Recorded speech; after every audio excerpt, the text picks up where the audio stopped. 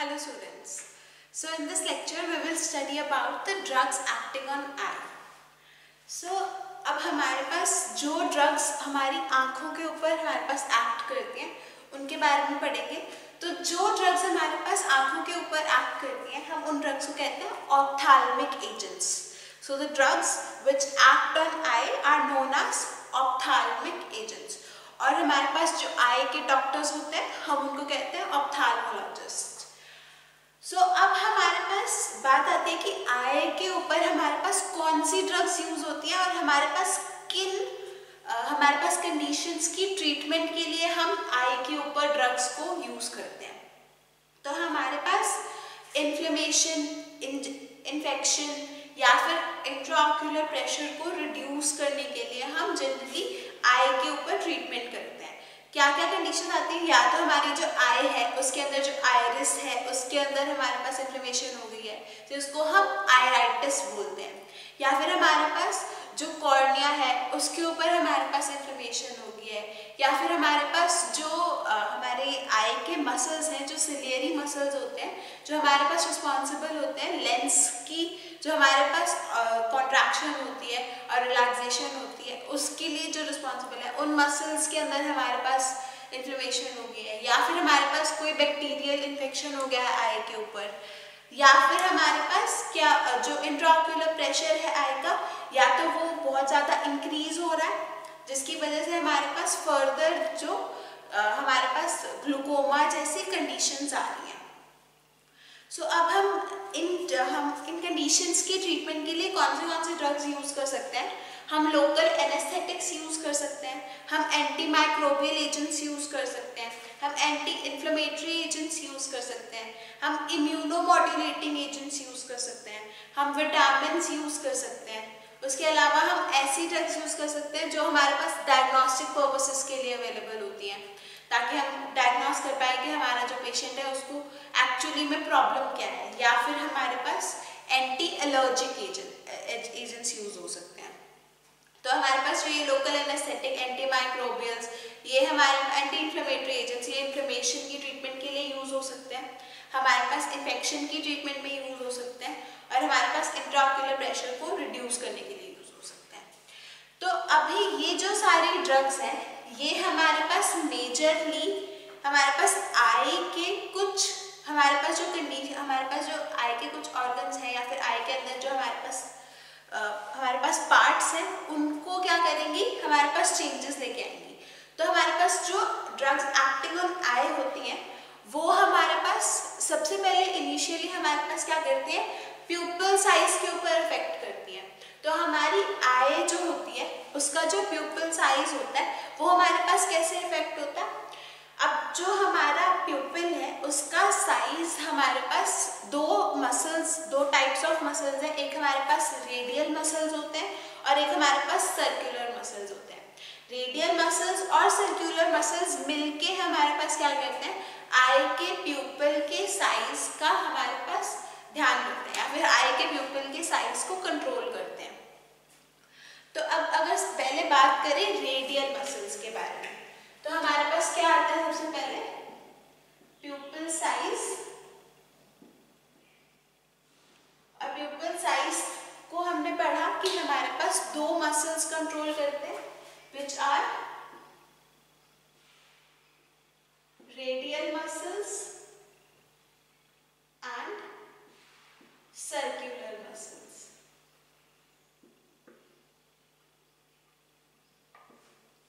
So the size of pupil of eye is controlled by either radial muscles or circular muscles. अब जो हमारे पास radial muscles होते हैं, radial muscles के अंदर हमारे पास sympathetic nerves present होती हैं. So radial muscles have sympathetic nerves. अब जो सिंपैथेटिक नर्व्स होते हैं ये हमने पढ़ा था कि हमारे पास सिंपैथेटिक नर्व्स जो है वो हमारे पास उनके अंदर बेसिकली जो न्यूरोट्रांसमीटर मेजरली हमारे पास वर्क करता है दैट इज हमारे पास एड्रेनालिन, नॉरएड्रेनालिन और कैटेकोलामीन वर्क करता है सिंपैथेटिक नर्व्स के साथ. अब जो ये सिंपैथेटिक नर्व्स होती हैं, जब ये सिंपैथेटिक नर्व्स हमारे पास स्टिमुलेट होती हैं तब क्या हमारे पास सिंपैथेटिक नर्व्स जो है वो अल्फा 1 एड्रेनर्जिक रिसेप्टर्स इनके ऊपर प्रेजेंट होते हैं।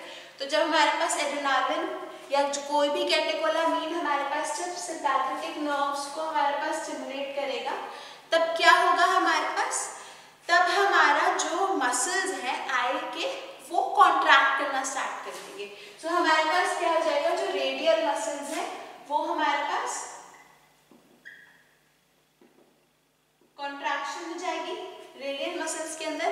और जब रेडियल मसल्स कॉन्ट्रैक्ट करते हैं तब हमारे पास क्या होता है, माइड्रियासिस कॉज होता है। माइड्रियासिस कॉज होता है या फिर हमारे पास क्या आ जाता है, माइड्रियासिस को हम क्या बोलते हैं, डायलेशन ऑफ प्यूपिल। हमारे पास जो प्यूपिल साइज होता है वो हमारे पास इंक्रीज हो जाता है।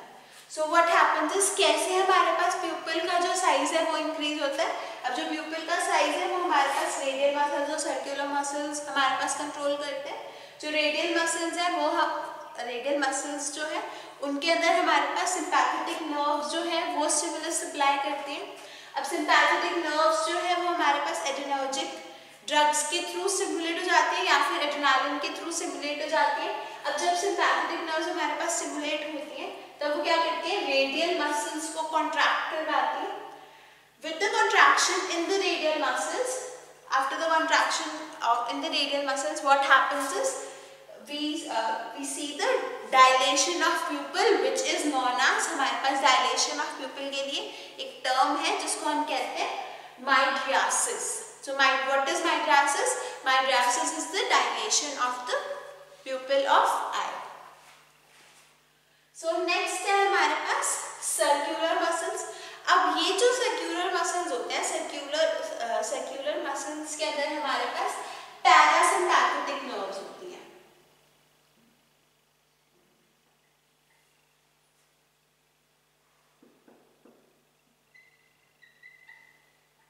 अब ये जो पैरासिम्पैथेटिक नर्व्स होती हैं इनके अंदर क्या करते हैं, जब हमारे पास पैरासिम्पैथेटिक नर्व्स जब स्टिमुलेट होती हैं तब क्या होता है हमारे पास, अब पैरासिम्पैथेटिक नर्व्स के अंदर हमारे पास कोलिनर्जिक सिस्टम की पार्ट है हमारे पास पैरासिम्पैथेटिक नर्व्स। तो ये हमारे पास एसिटाइलकोलिन से स्टिमुलेट होती है। तो जब हमारे पास कोलिनर्जिक ड्रग्स की वजह से पैरासिम्पैथेटिक नर्व स्टिमुलेट होती है तब क्या होता है हमारे पास जो सर्कुलर मसल्स है इसके अंदर कॉन्ट्रैक्शन हो जाती है। और जब हमारे पास सर्कुलर मसल्स के अंदर कॉन्ट्रैक्शन होती है तब क्या होता है हमारे पास, मियोसिस हो जाता है। अब मियोसिस हमारे पास नेक्स्ट टर्म है। What is miosis? Miosis is the condition of eye in which the pupil of the eye constricts. तो इसके अंदर हमारे पास क्या हो जाता है, अब यहाँ पे हमारे पास डायलेशन हो रही थी प्यूपिल की और यहाँ पे हमारे पास कॉन्स्ट्रिक्शन हो जाती है प्यूपिल की।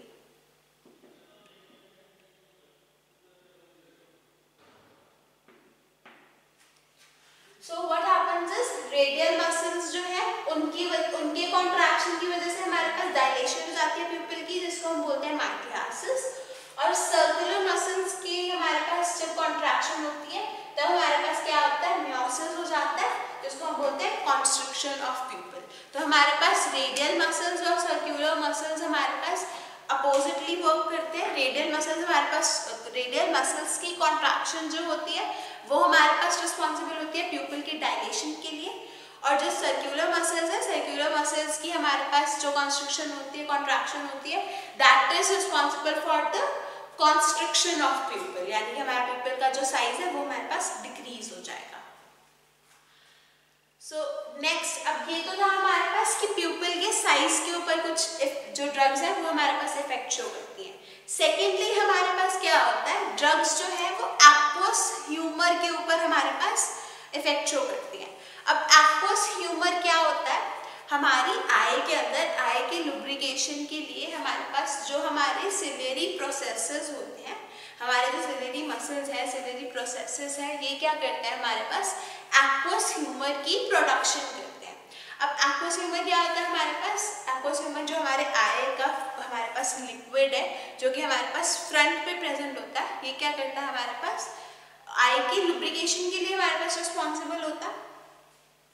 अब जब अगर हमारे पास एक्वस ह्यूमर का एक्सेसिव प्रोडक्शन स्टार्ट हो जाए या फिर हमारे पास जो ड्रेनेज है एक्वस ह्यूमर की वो डिक्रीज हो जाए, तब हमारे पास क्या हो जाता है, जो इंट्राऑक्यूलर प्रेशर होता है आई का वो हमारे पास इंक्रीज हो जाता है। अब हमारे आई का जो हमारे पास एक्वस ह्यूमर है, एक्वस ह्यूमर रिस्पॉन्सिबल होता है आई के अंदर इंट्राऑक्यूलर प्रेशर की वजह से, प्रेशर को कंट्रोल करने के लिए। अब जब हमारे पास हमारी आईज जो है वो हमारे जो ये एक्वस ह्यूमर होता है इसकी जो ड्रेनेज होती है वो हमारे पास कैनाल ऑफ शेल्म की हेल्प से होती है। सो हमारी आई के अंदर एक कैनाल प्रेजेंट होती है which is known as canal of Schlemm, और कैनाल ऑफ शेल्म का वर्क क्या होता है, it is responsible for the drainage of aqueous humour from the eye. तो जब हमारा जो प्यूपिल है वो डायलेटेड फॉर्म में होता है, यानी कि हमारे पास माइड्रासिस कॉज हुई होती है, हम जब प्यूपिल को डायलेट करवा देते हैं तब क्या होता है हमारे पास जो प्यूपिल डायलेटेड है तो हमारे पास जो हमारे रेडियल मसल्स हैं या फिर हमारे जो सिलेरी मसल्स हैं वो हमारे पास कॉन्ट्रैक्टेड फॉर्म में होते हैं। और जब हमारे पास हमारे सिलेरी मसल्स जो हैं वो जब हमारे पास प्यूपिल डायलेटेड होता है और जो हमारे रेडियल मसल्स होते हैं वो कॉन्ट्रैक्टेड फॉर्म में होते हैं, और हमारे जो सिलेरी मसल्स होते हैं वो हमारे पास रिलैक्स्ड फॉर्म में होते हैं, तब वो क्या करते हैं, जो कैनाल ऑफ शेल्म हमारे पास रिस्पॉन्सिबल होती है इंट्राऑक्यूलर प्रेशर, हमारे पास इंट्राऑक्यूलर प्रेशर को डिक्रीज करवाने के लिए एक्वस ह्यूमर की ड्रेनेज करवा के, वो हमारे पास क्या है कि हमारे पास ऑब्स्ट्रक्शन हो जाती है कैनाल ऑफ शेल्म की।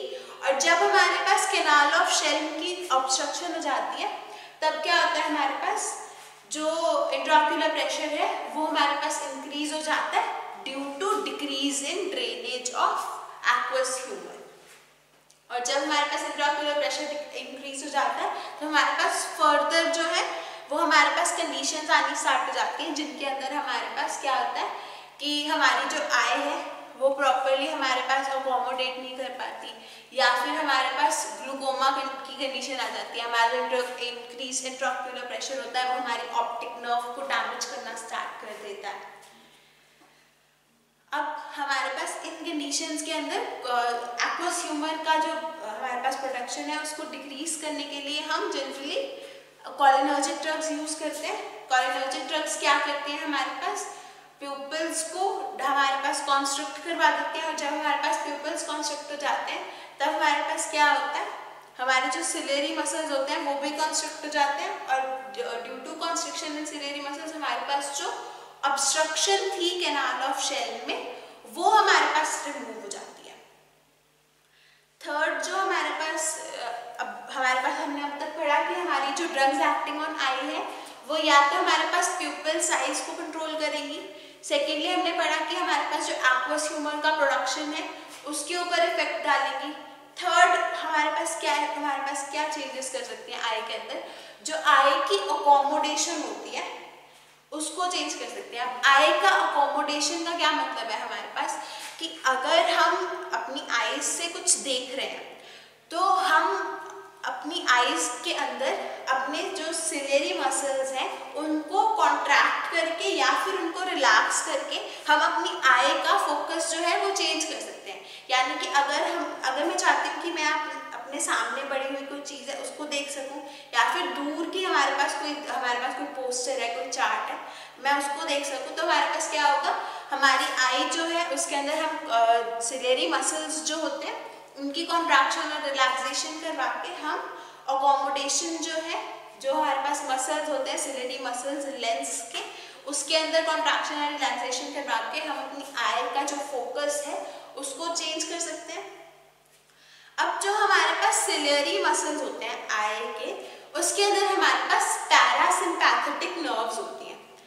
हमारे पास सिलेरी मसल्स जो है आई के वो हमारे पास किसके लिए रिस्पॉन्सिबल होते हैं, ciliary muscles of eye are responsible for the change in accommodation of eye.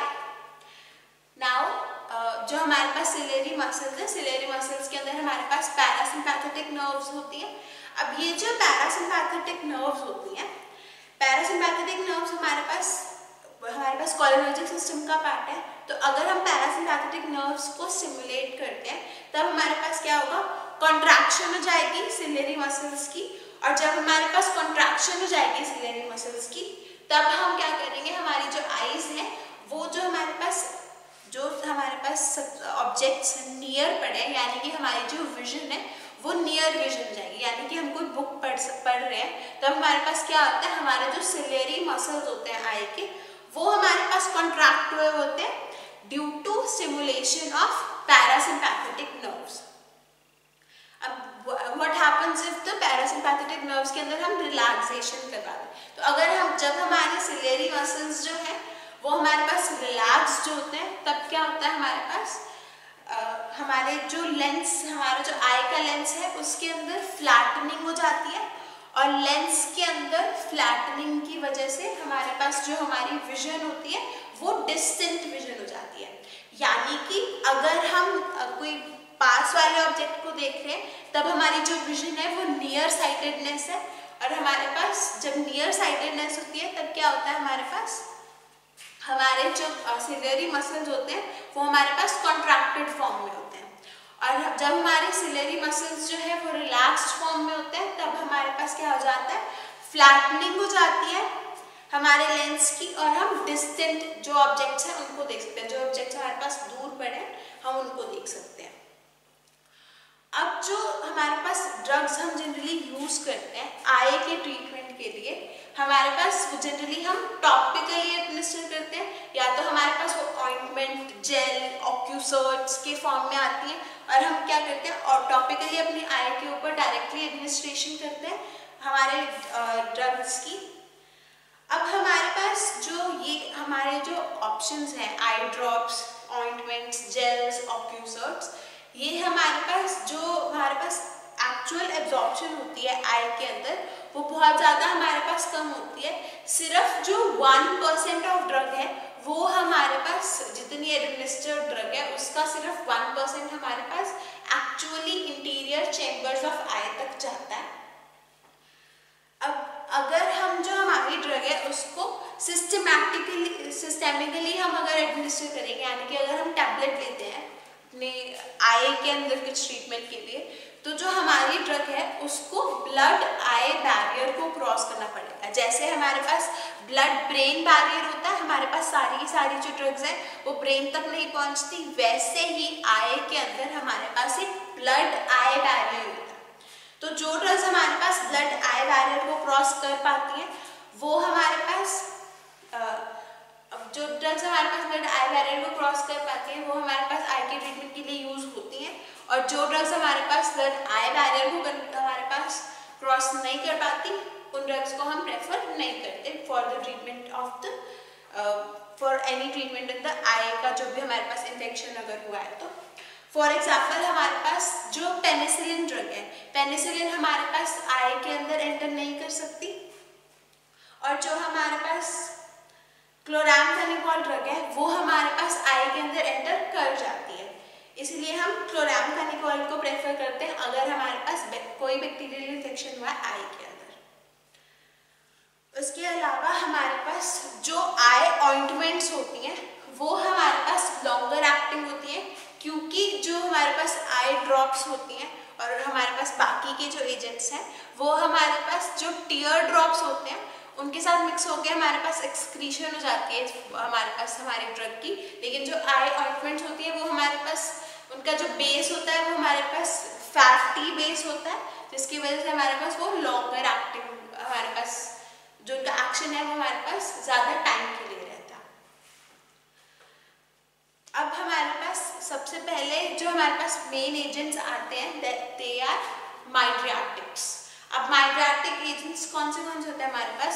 The agents which are responsible for the mydriasis और the dilation of pupil of eye are known as माइड्रियाटिक्स।